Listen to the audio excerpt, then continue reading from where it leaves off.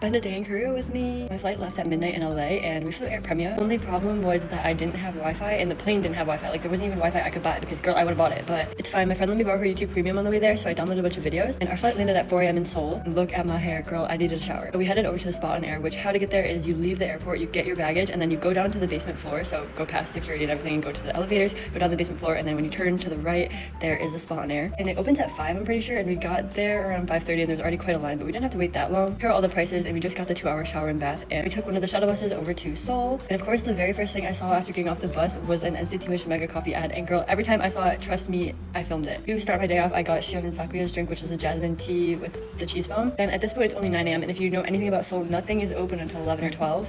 So we stopped at a convenience store, saw these NCT Wish Cat jellies and cotton candy that had Wish Cat stickers, and we also decided to try the Dubai Chewy cookie. I wanted to see what the hype was about, and girl, I don't know. I have no idea. Finally, around 10 a.m., we found a place that was open. Unfortunately, it was like New York bagels, and as a New Yorker, they were not New York quality bagels, but it's okay. It was enough to get us to our next destination, which was birthday cafe hopping. The friend who I was with is an Aldi 1 alt, and one of her biases is Gonu, and it was recently Gonu's birthday, so we went to, I think 9 birthday cafes for him. While we were traversing through those cafes, we also stopped by Ducky World, and I went here last year, but it's basically a place with a bunch of like those Ziploc sleeves for your PCs. I picked up one for my friend, and then I got one for myself. It's this do ba ba ba one, which is basically like NCT Wish language, so I thought it would be perfect. And it's a dog, so maybe for Leo or Dee. As we continued walking through Hongdae, you will see there are so many birthday cafes going on, so if one of your favorite idols has a birthday while you're in Seoul, definitely check out the area around Hongdae, and you can also look on this app called Offmate for all the birthday cafes going on in that area. Walked by a place called Pokeboo, which has these lucky draw photo cards, and I of course did NCT Wish because I have so many TXTs I was afraid of getting dupes. However, both those first 2 PCs I pulled were duplicates I already have, but the Yushi one is new, so I was excited to have blue hair Yushi. Next up was Archive, which is this K-pop store in Hongdae, and we actually ended up going here like 3 times. They had so many cute photo card holders and little things for your plushies, like